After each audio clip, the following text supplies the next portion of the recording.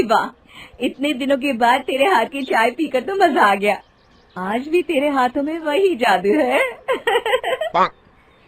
अरे तुम तो शहर में रहती हो, मैंने सुना है वहाँ तो खाने पीने की बहुत ही अच्छी अच्छी चीजें मिलती हैं, बड़े बड़े रेस्टोरेंट होते हैं।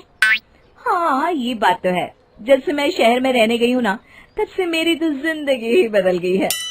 मैं तो तुझे भी यही सलाह देती हूँ कि तू भी किसी तरह अपने पति को मनाकर हमेशा के लिए शहर में सेटल हो जा। फिर तो तू भी रोज मजे करेगी। बात तो तुम ठीक कहती हो, लेकिन अगर मैं शहर चली गई तो माँ जी का ख्याल कौन रखेगा?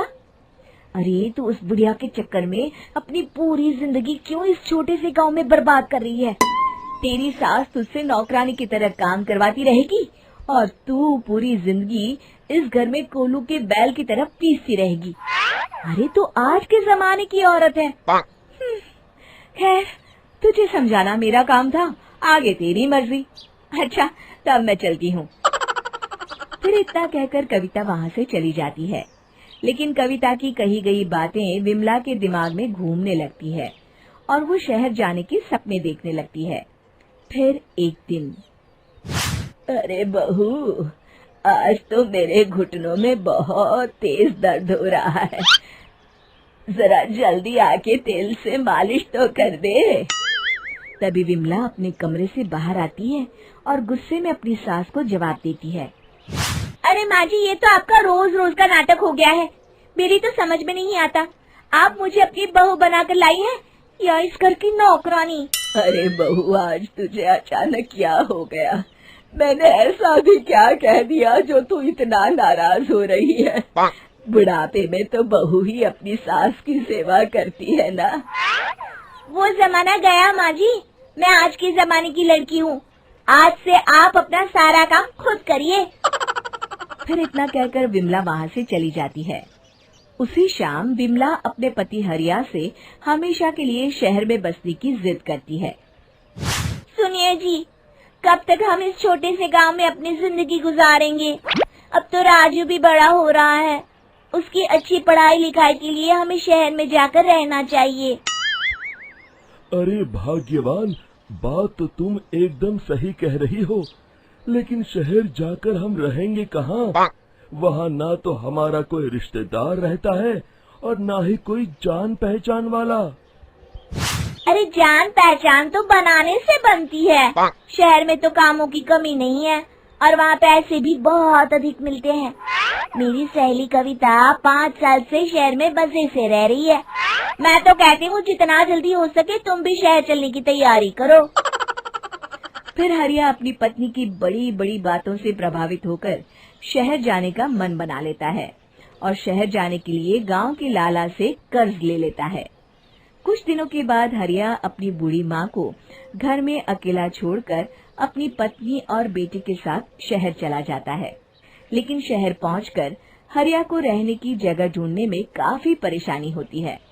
फिर बड़ी मुश्किल से किसी तरह वो एक छोटा सा कमरा किराए पर लेकर अपने परिवार के साथ रहने लगता है।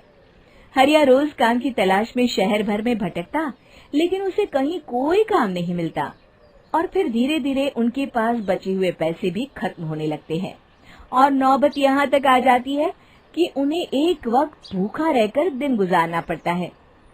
एक रात हरिया पैसों का हिसाब करके अपनी पत्नी से कहता है, अरे भाग्यवान, ये कहाँ फंसा दिया तुमने? इस शहर में जीना तो बड़ा ही मुश्किल है, कहीं काम मिलना तो दूर की बात है। यहाँ के लोग तो सीधे मुंह बात भी नहीं करते।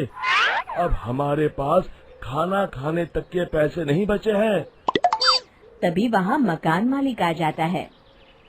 अरे भाई, मैंने तुम्हें कमरा देते वक्त ही कहा था कि मैं रोज के रोज पैसे लूंगा। 2 दिन हो गए, तुमने 1 रुपया भी नहीं दिया। सेठ जी, इस वक्त तो मेरे पास बिल्कुल भी पैसे नहीं हैं। आप मुझे कुछ दिनों की मोहलत दे दीजिए, मैं जल्द ही आपको किराए के पैसे दे दूंगा। ओहो, इस तरह की बातें तो मैं सालों से सुनता रहा हूँ।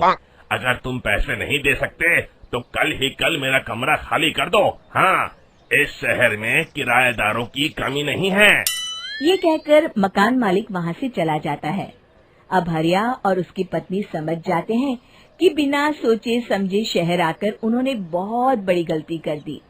अब इस शहर में उनका गुजारा नहीं हो सकता। फिर अगले ही दिन दोनों शहर छोड़कर गांव चले जाते हैं। विमला घर पहुंचकर अपनी सास से माफी मांगती है। माँ जी, मुझे माफ कर दीजिए। मैंने बाहर वालों की बातों में आकर आपके साथ बहुत गलत व्यवहार किया। अब मुझे मेरी गलती का एहसास हो गया है। अरे बहू, तुमने अपनी गलती मान ली, मेरे लिए यही बहुत है। मैं खुश हूँ कि तुम दोनों को वक्त रहते अपनी गलती का एहसास हो गया। फिर विमला अपनी सास की खूब सेवा करती है और वो सभी खुशी खुशी रहने लगते हैं। शिक्षा: हमें बिना सोचे समझे कभी कोई फैसला नहीं करना चाहिए। दोस्तों, हमें उम्मीद है कि आपको हमारी ये कहानी पसंद आई होगी। कृपया हमारे चैनल को सब्सक्राइब करें और सभी अपडेट्स के लिए बेल आइकन जरूर दबाएं। और हाँ, वीडियो लाइक और शेयर करना मत भूलिएगा। Bye bye.